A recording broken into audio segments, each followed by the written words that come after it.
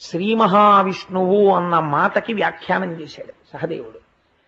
ఎంత కృష్ణుడు అగ్రపూజకర్హుడు అనలేదు. అన్నయ్య ఈయన ఈశ్వరుడు అన్నయ్య అన్నాడు. ఎందుచేత ఈశ్వరుడో తెలుసా? కాలము బయట కదిలిపోతున్న కాలరూపము ఇక్కడ నిలబడిన ఈయనే.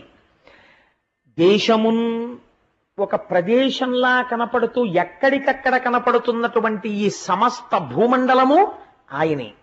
క్రతువు ఇప్పుడు నువ్వు చేసిన యాగం ఆయనే. యజ్ఞభృత్యజ్ఞకృత్యజ్ఞీ యజ్ఞభుక్యజ్ఞ సాధన యజ్ఞాంతకృత్యజ్ఞగుహ్యం అన్నమన్న అదయేవచ.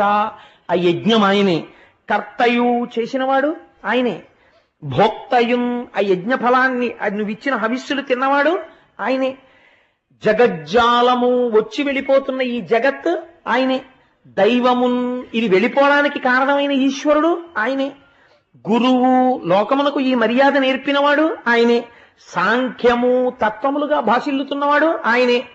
మంత్రము మననము చేత రక్షించేటటువంటి మంత్రస్వరూపం ఆయనే. అగ్ని వెలుగుతున్న అగ్ని ఆయనే. ఆహుతుల్ స్వాహ అని వేస్తున్నటువంటి ఆ పదార్థం, ఆ వేయబడుతున్న పదార్థం ఆయనే. వేళలు ఉదయం మధ్యాహ్నం సాయంకాలం సంధ్యా సమయాలు అని పిలవబడేటటువంటి వేళల రూపం ఆయనే. విప్రులు బ్రాహ్మణులుగా కనపడి ఈ వేదములంతటినీ కూడా ప్రచారము చేసేటటువంటి రూపము ఆయనే. జనన వృద్ధి లయంబులు ఒక పదార్థం పుట్టింది ఎక్కడో, పుట్టడానికి కారణమెవరో వాడు ఈయనే.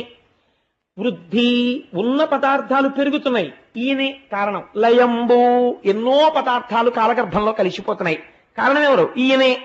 హేతుభూతముల్ వీటన్నిటికీ కారణమైన వాడు ఎవడో ఆయనే. లీలలతానయై ఇక్కడ ఇలా కనపడుతూ అక్కడ అన్ని చక్కబెట్టగలిగిన వాడెవడో వాడు. అటువంటి వాడు తగవలెంగడు నెక్కటి తేజమీషుడున్. అన్నయ్యా ఇన్నిగా వెలుగుతున్నటువంటి ఈశ్వరుడు ఇవాళ మన కళ్ళెదుట మాంసనేత్రములతో చూడడానికి ఎదురుగుండా వీలైన రీతిలో రక్షకుడై సర్వకాలముల యందు పాండవులు బాగుపడాలని కోరుకున్నవాడై యాగమునకొచ్చి నిర్వహించి జరాసంధుని యొక్క వధ చేయించిన మహాపురుషుడు ఎవడున్నాడో ఆయన ఇక్కడ కూర్చునుండగా ఇంకా ఎవరెవరని వెతుకుతారేమిటన్నాయా, ఆయనకు అగ్రపూజ చెయ్యండి అన్నాడు.